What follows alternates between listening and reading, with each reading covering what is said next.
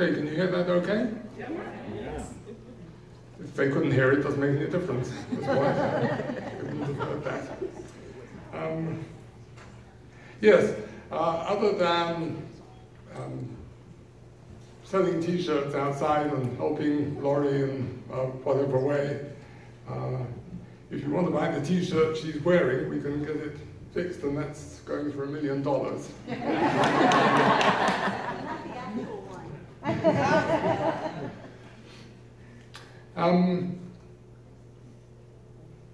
I started wondering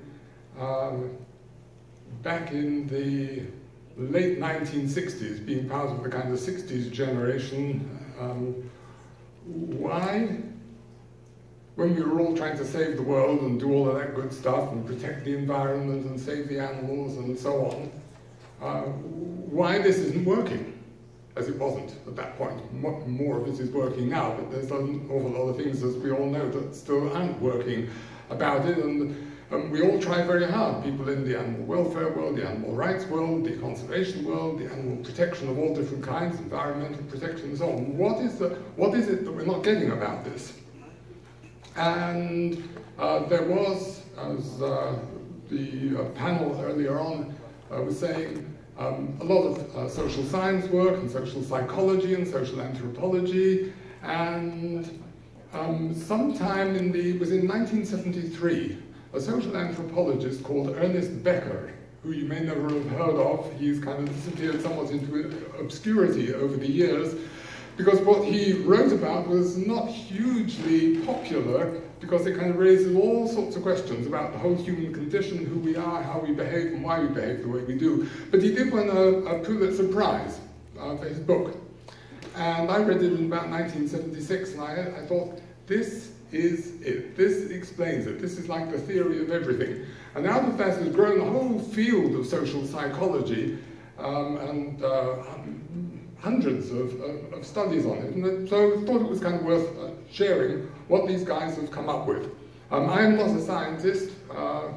Actually, I'm a dropout. But the question still just continued to really grab me. And so I'll just try to explain what I've learned about this in a lay fashion, but I can't give you a whole lot of kind of, the real deep background on this that you'd get from someone who's a real expert in the field, and there are many of them. So we call this "I'm not an animal" the signature cry of our species. And we'll come to what that means and how we say it and why we say that about ourselves in a moment. We all know about this. We all know what's going on. We all know how bad it is. And in fact, people who go to all of these shows actually know that there's something wrong with all of this, but they go anyway, because they kind of really get something out of this. It's important to them to be able to see tigers jumping through hoops and elephants giving people rides and orcas leaping up in the air and all of this stuff. Why do we need this? What need does it fulfill in us?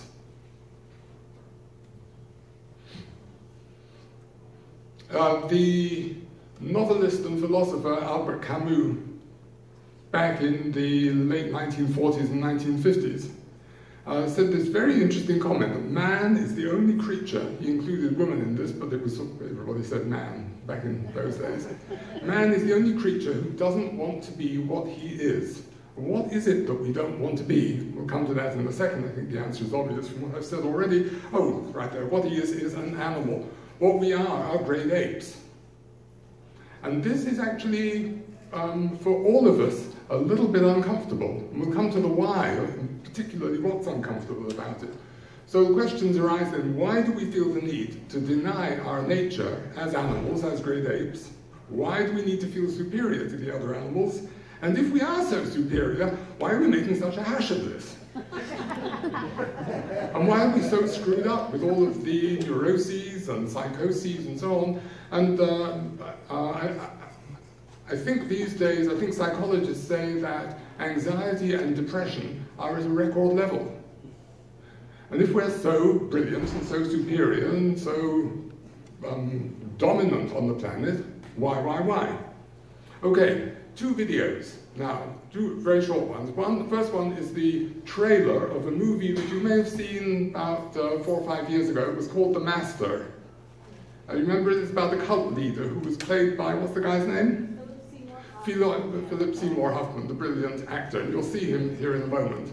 And he just captures in what he's doing, because he's raising this cult which is going to rise above our animal nature. Well, I'll just play it. You'll get it. It only takes about 30 seconds. Man is not an animal. We are not a part of the animal kingdom. We sit far above that ground. Virtues, spirits, I have unlocked and discovered the secret to living in these bodies that we hold. Yeah, there was no video on that. Is there anything weird that I'm doing?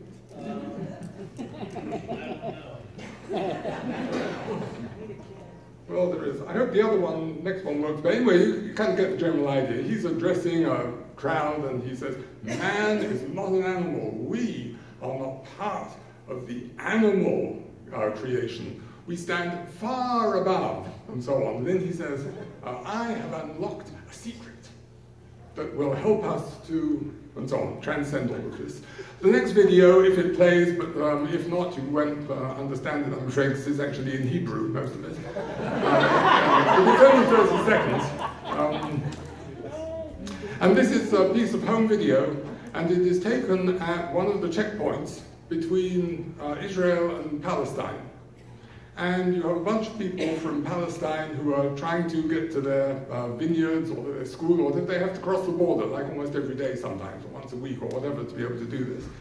And the soldiers are kind of just pushing them away and saying, oh, get in line over there, and so on. And then a couple of these kids, they can't be more than about 20, 21 years old, go up to the guy who's taking some amateur video, and he says, what are you doing? And the soldiers say, ha, ha, ha, over there, Ramallah, that's the largest city in the Palestinian territories. Ha, ha, over there, animals, animals. The Discovery Channel, he says. There are gorillas, there are apes, there are tigers, there are, we are the humans, they are the animals. And this is kind of the second part, or the corollary of this picture, which is not just that I am not an animal, but the people I don't like, and the ones who kind of bother me for whatever reason, they are the animals. And you hear people saying all of this, they behave like animals. Well, of course, they don't behave like animals. Animals don't behave like that, but that's what we want to tell ourselves about. So, well, I'll see if it plays anyway. Kind of, okay. Yes, maybe.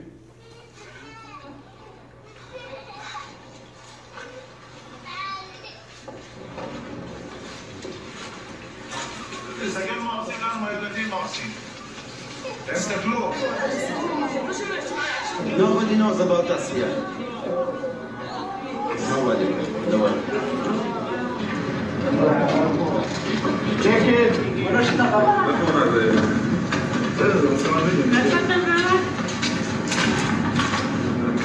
שומעים אותי גם? חיות, דיסקאברי. כל הרמן הזה ג'ונגל, יש שם קופים, כלבים, גורילות.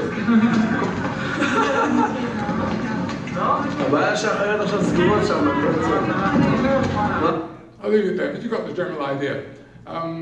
You could hear them saying, gorillas, gorillas, jungle, jungle. And the great irony of this, we'll get to that in a moment, the great irony of this is that these are kids whose parents and grandparents were part of the Nazi Holocaust in Europe. They were being treated as subhumans, as animals. And it goes down, and then it goes that way, and then it'll happen another way.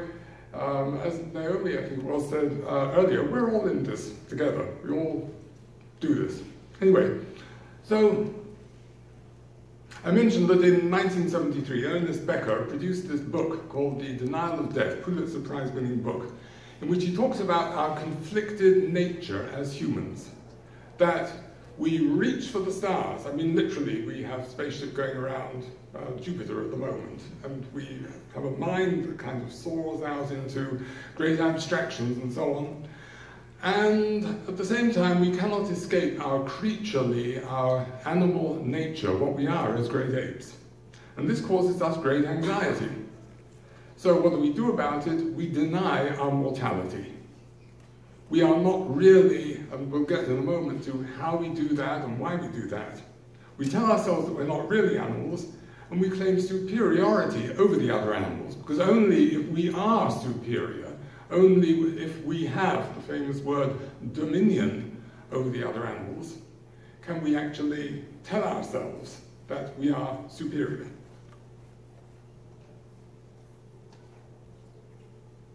And here's a little bit just straight out of Ernest Becker's book, where he kind of really captures the whole thing, and he writes, "Man is a creator with a mind that soars out to speculate about atoms and infinity.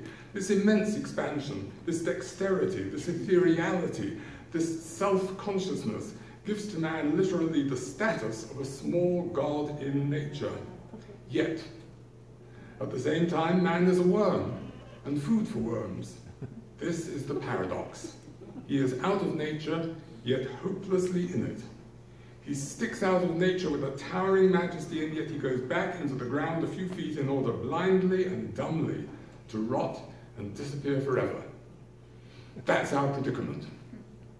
And it was well known to the ancient peoples, in Greek tragedy, Greek theatre. People would go and see these plays about human hubris as we reach to defeat the fates, to defeat the gods, to defeat nature, to rise above it, and then something happens, our tragic flaw, as they used to call it, that brings us back down to earth. Becker's book is quite a tome, and he draws on the work of everybody from Plato to Freud to just all the way. It's a pretty erudite book. There's another one that I'll recommend in a moment that is really, really easy to read. And if you're interested in this whole topic, not just from the point of view of how we relate to other animals, but just generally, really, really worth reading. But then Becker goes on, and here's kind of here's where you really catch it. He says a little bit later on, "As soon as man reached new historical forms of power, he turned against the animals, with whom he had previously identified, and with a vengeance, because the animals embodied what he feared most, which was a nameless, faceless death." And that's what we see when we look at all the other animals, that they are part of nature, and all that is part of nature is born and lives and dies. And our problem with this is related to our degree of self-consciousness, is that probably more than or unlike any other animals, but we don't know this for sure, we don't know how all of that works, but we can certainly say this for ourselves, that we can kind of mentally project forward in time. We can imagine our future. And the one thing that we know with absolute certainty about our future, and this worries us for all of our lives, is that we are going to die.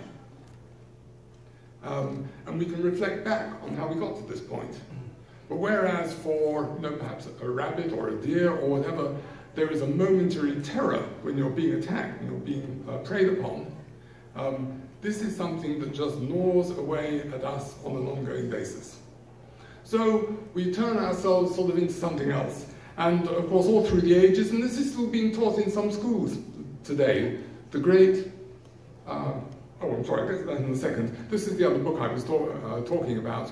A really good book, really easy to read. It's called The Worm at the Core by Sheldon Solomon, Jeff Greenberg, and Tom Pizinski, who are the founders of a whole field of psychology known as terror management theory, how we try to manage the terror we feel in the face of our own mortality. And they have done hundreds of studies, basically, to give backing to what Ernest Becker was theorizing about. I mean, they have really demonstrated just over and over and over how this works. They talk about this quite a bit in the book. Really good book, really worth reading. So, over the centuries, over the millennia, we've developed all of these kind of philosophies, these religions, as I say, it's still being taught in school today, that there is this thing called the great chain of being, that there is some hierarchy in nature at which we are at the top. In the one on the left, you have human beings at the top, with animals below that, and plants below that, and rocks and stones and whatever below that. I quite like the one on the right, because you see the position of man and woman, that kind of dates back a little bit. It's just priceless. Again, this comes out of textbooks that you can find today. And there would be other versions of it. People don't actually dare put them in there any longer, that would have all of the different races, obviously, as white people and black people and blue people and different nationalities and ones and so on. I mean, this is racism, speciesism, all the same thing. And so we say, just as was in the video clip there, and in all of the really bad philosophies, I mean, that you get in fascism and Nazism and so on. And we all know this is going on today in the current election. We are the humans, and they're all being sort of pointed at, either literally, actually, or in sort of one removal. I'm not quite saying this, but dog whistle, you know what I mean. They are the animals. And if you vote for us, we will be superior to, and so on. So people have understood this, great people of great understanding, from very earliest days. I mentioned a moment ago that you'll see some of this in some of the great works of Sophocles and Euripides and Aeschylus in Greek tragedy. The most famous story of all, the creation story, this is how it all started, how this came to be, is told, of course, in the second book of Genesis, when humans are placed in the garden, they're created, they live in a garden, which is paradise, which is innocence. And then something happens, and I think we would say that what happens, I mean, it's told in mythological terms, but what happens is they develop the kind of self-consciousness, like I say, that can kind of project forward in time. So there is one voice saying to them, hey folks, you can be as gods, don't worry about, and you're never going to die, it's not going to happen, progress, growth, the future, computers, technology, and you have the other voice in our heads, which is still there thousands of years later, this kind of echo of what began way back then, saying, you shall surely die. Do not go there. And this, again, this kind of duality of thought, you can see in, faintly in echo, in politics, where you have voices of growth and progress, and here we can go forward, and other voices saying, no, that's not quite right, we should go back. They don't know go back to what, because there's no going back to the way we were. But this is still kind of going on. There are people telling us, you find them in, if you're familiar with the singularity type folks who are going to upload their brains to computers, and AI is going to take over, and everything's going to be wonderful. And Ray Kurzweil is taking so many vitamins, he'll never die, and so on and so on. And all we have to do is, the very first Chinese emperor was doing this. He was looking for the elixir of immortality. Ponce de Leon, when he came to America, was doing the same thing. Very briefly, in the work that's been done by the folks in terror management theory, they generally outline 4 ways that we try to deny our mortality. The first one is life extension. That's the, forgive me, Ray Kurzweil, for mentioning your name like this, but you really are kind of, well, anyway. Is life extension, that we're just not going to die, that's from elixirs to vitamins to brain uploads, as though, and we're right on the verge of this. They tell us we're going to be able to do this now in 40 years, and lots of luck with that. But that's one, and we all do it to a certain extent, obviously. I mean, just think in your own life, I mean, we're all in on this. This isn't that it's a bad thing to be doing, some people are doing this and some people aren't. We all do it. It's just a matter of understanding the hows and whys we're doing this, kind of recognizing this in ourselves, and then not going to that next step, which is how we then treat the other animals as a consequence. Second, there's resurrection, that somehow, even though we're going to die, we're going to be okay, we're going to come back.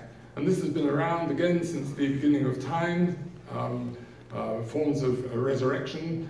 Today you get it in the technological world with people who say that just at the moment of death, there are all these companies that will promise to freeze you, and when there is a cure for death, which will be coming soon, if you've paid your $30,000, $300,000, whatever it is, we'll be able to bring you back. Lots of luck with that. The third one is the one that this is the staple of religion, a lot of philosophies and so on. Not absolutely every religion, but most religions. Religion is basically in the business of how you can survive death.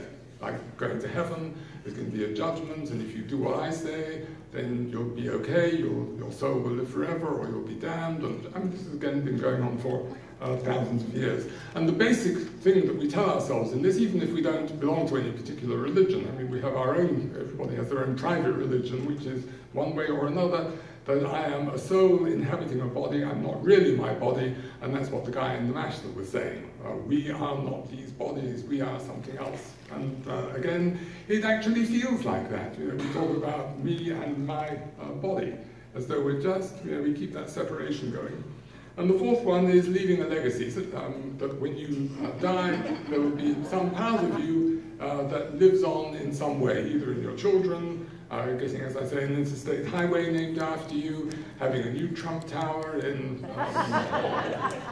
wherever. And this was going on back in ancient Egypt, where you had the pyramids, and always all these folks were under mummification, which was the way you would live forever. The ancient Egyptians had all four of these things going on in spades for thousands of years, and nobody has beaten the ancient Egyptians at this. They were just the tops, absolutely. But we all do it. We all want to leave something behind. I would like to have the Whale Sanctuary Project, which will leave behind future generations. This isn't a bad thing, necessarily. It's just nice to know kind of what's going on so you don't get caught in the whole thing.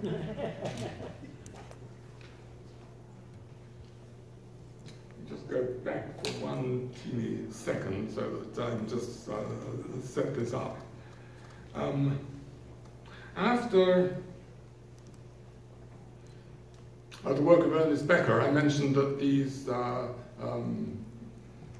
social psychologists, people like Sheldon Solomon and Crowd, have done all sorts of studies, and they do really interesting studies that have demonstrated how being reminded of your mortality actually drives people generally, not everyone, but people generally, to want to take power over and indeed actually kill other animals. And in the kind of study that they'll do is they'll get two groups of people, two different rooms, and they'll get them to just fill out a questionnaire.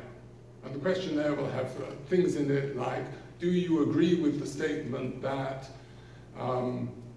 that sacrificing animals in a laboratory is worth it if some human good comes out of it? Something like that, where people don't actually quite know what it is that you're looking for in this, what the psychologists are looking for. Or do you think that there are cases in which killing animals can be justified if blah, blah, blah, something or other.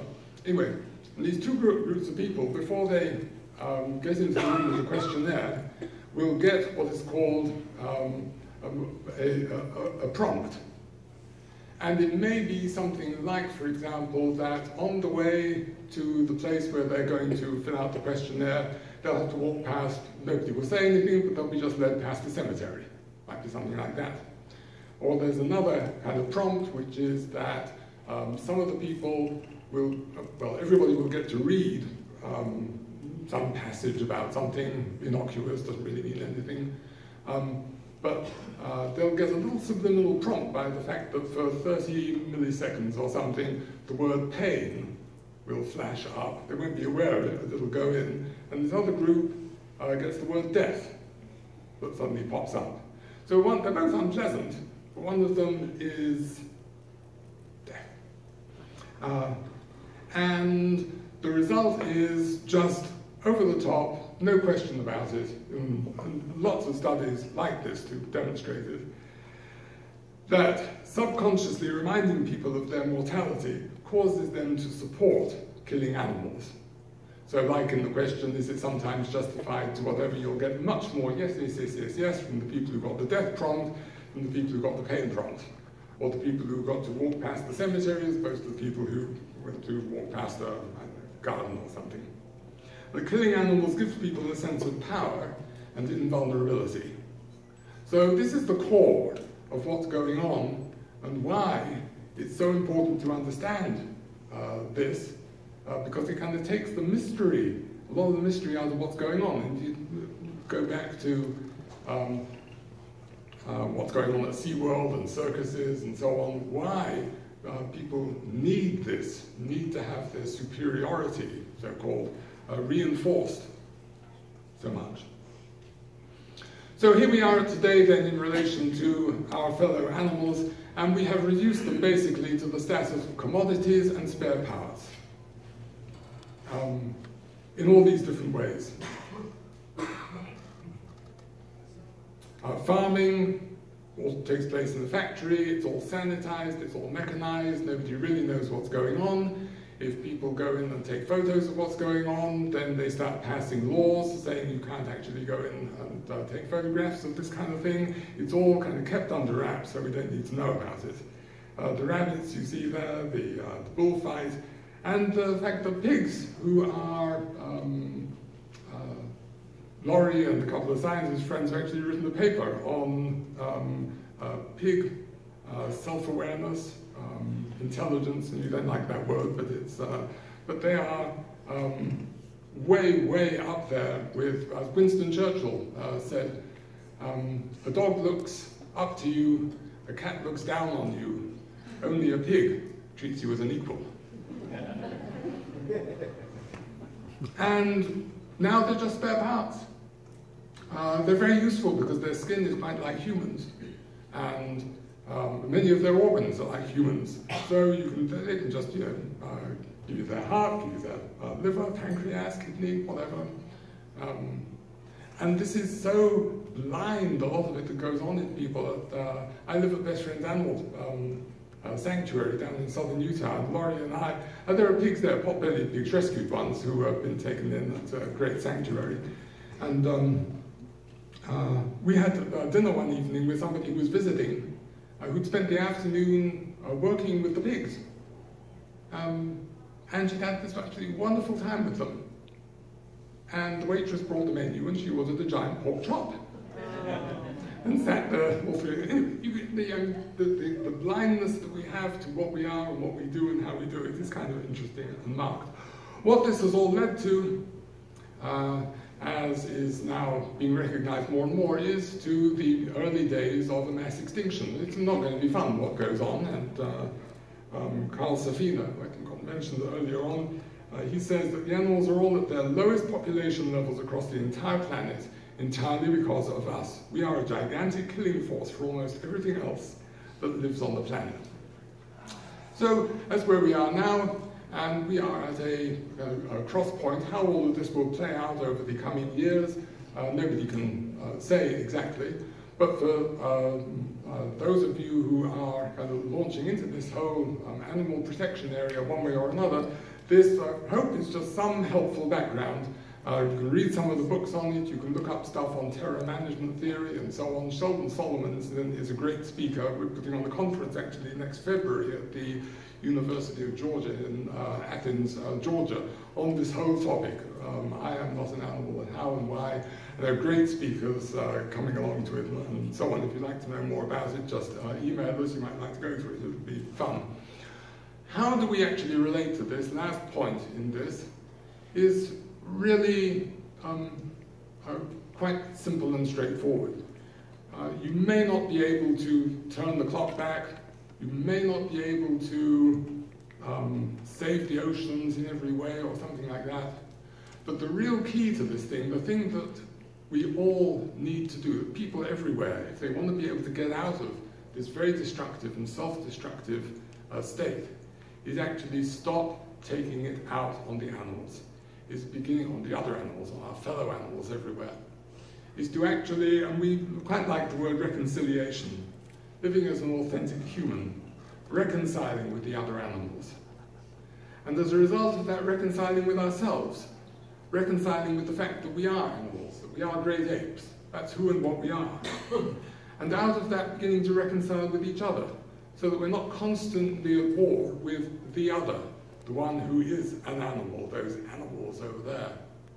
But it begins, and we cannot do that, can't do any of that, unless we can understand that we are not superior, that we do not have dominion, that the more dominion we try to have, the more we screw it all up, and a little bit of humility at this point, and the work I think that any of us are doing, whatever it is, if it's a conservation program, if it's setting up a sanctuary, if it's not in order to do something necessarily that's huge and that we think is going to change the world, because that can be a lot of hubris too.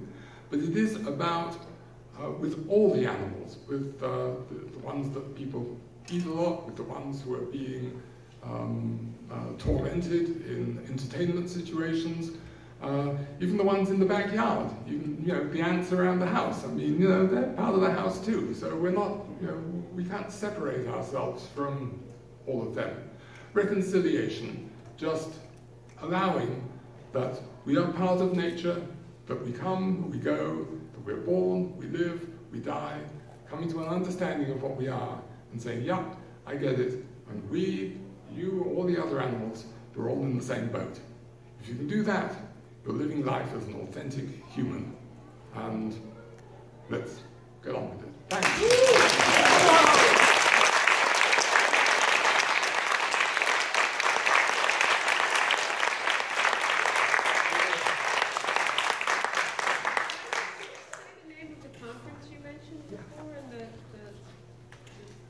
The conference next year? Yeah, the speaker you said somebody Solomon? Sheldon Solomon. If you want to... Hal Savino is going to be actually the keynote speaker. If you've read Hal Herzog's book, which is just a great book, he's a very, very funny writer. And it's called Some We Love, Some We Hate, Some We Eat. Why it's so hard to think straight about other animals. He's going to be there, and and so on, just a lot of people. If you want, oh, Steve Wise, if you know him from the Non-Human Rights Project, the guy who's filing court cases on behalf of the chimpanzees and the whales. I mean, if we ever get the sanctuary going, when we get the sanctuary going, when we get the sanctuary going, Steve is ready to start filing suit on behalf of potential folks. So those are some of the people. If you want to know more, you can email me anytime, or write your name down out at the table where the t-shirt is in your email, and we'll send you more information and all the rest of it. And come and buy a t-shirt.